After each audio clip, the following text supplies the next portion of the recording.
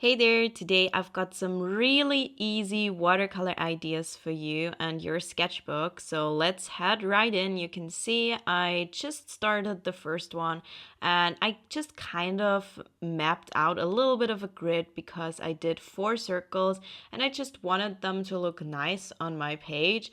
But then in the end, it ended up not being ideal anyways. I added another small one in the middle, but you'll see what I'm doing here and feel free to do it the way that you want to do it.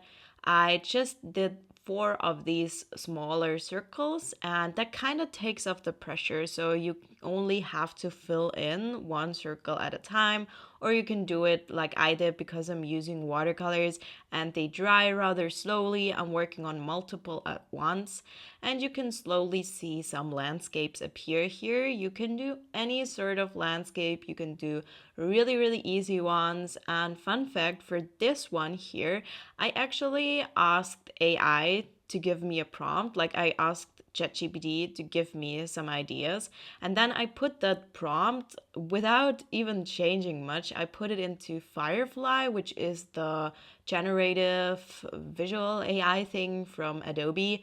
And to be honest, Firefly is really not that good. Whenever I use it, I am sort of relieved a little bit because I do not feel threatened by that one as an artist. I know that lots of AI, it's become an issue. We don't have to talk about it in depth, but for idea generating, it can be nice, especially if it generates something that's a little bit cursed and then you just make it less cursed. I generated some of these ideas here and I somewhat copied them here and tried to make them look nicer. And so these don't have to make perfect sense. They're just small little landscapes in small little circles. And you can head over to any visual AI and just let it generate some landscapes for you. And then you can look at them and see, do they look cursed or do they look nice? Are there any of them that you like? And you can sort of take those ideas.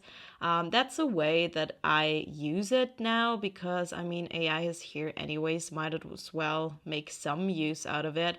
Very often it generates stuff that is extremely unusable for me, even though I keep on playing with the prompts, and it's just sometimes it spits out the most cursed stuff. But some of the time you can actually use it for some references or just some ideas. And especially with these more stylized landscapes that don't have to look very realistic, it honestly doesn't matter.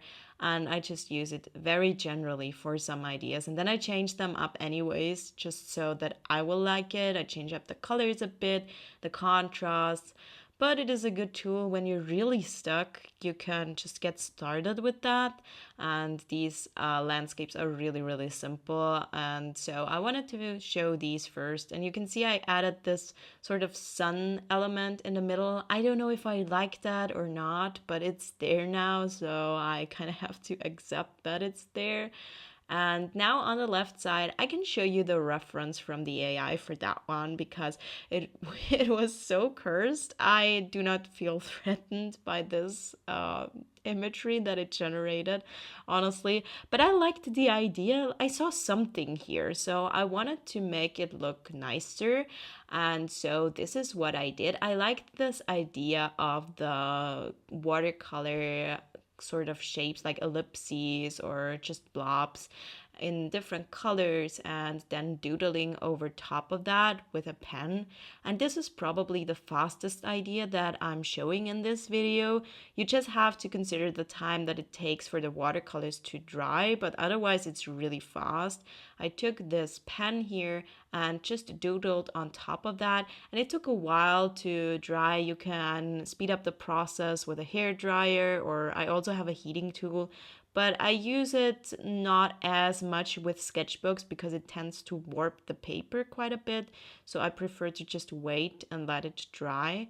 And you can see I did these extremely simple doodles. The AI tried to do faces and hands, but I know better than that. I know that that doesn't yield good results unless you're a really good artist. And these ideas here are meant for very beginner friendly stuff. So I just wanted to do some plant doodles here. Keep it simple. You can make it more complicated if you want to, if you have the skills for that. But this is just a very quick idea, and it's a really good warm up exercise as well. It warms up your wrist, and you can be very doodly and sketchy with that. Now, these ideas here, they have nothing to do with AI. I came up with these on my own, but here you can see I started to just paint some circles, and I used some more or less a rainbow gradient. If you know my channel, you might already know. I really like to do that. It just is very colorful, but it is not overwhelming because the colors are sort of in order.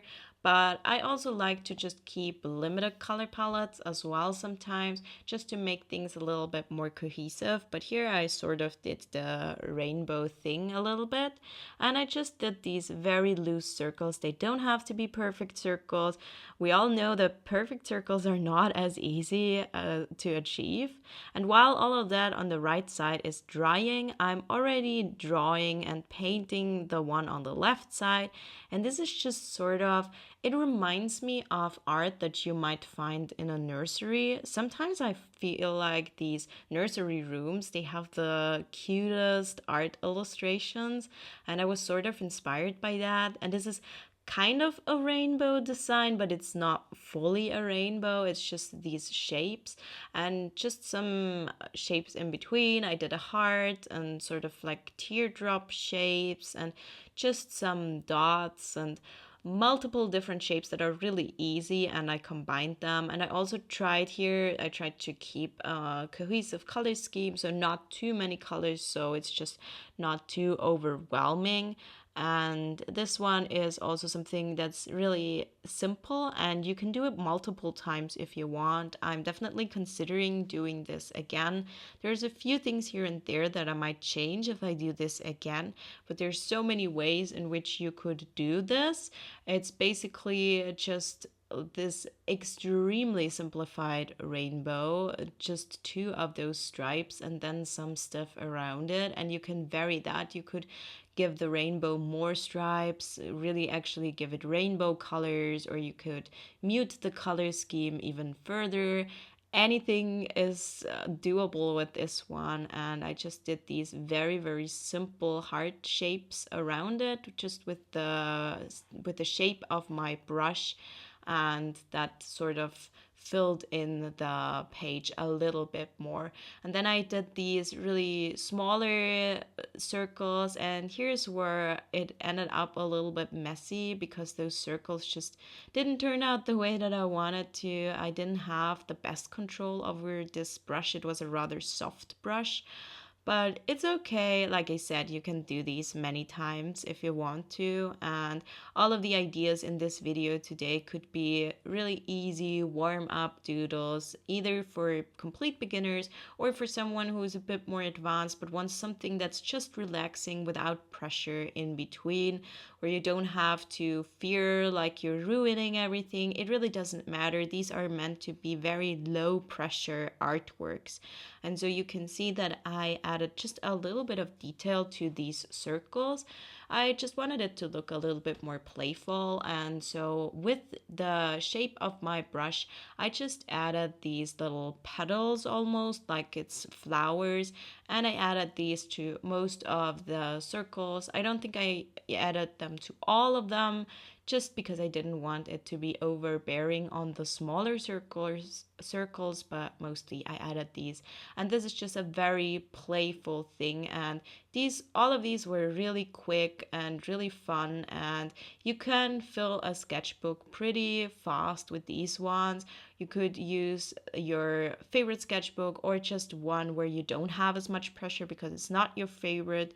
Either way is fine. And if you'd like to see some more fun and simple sketchbook ideas, then check out this video next.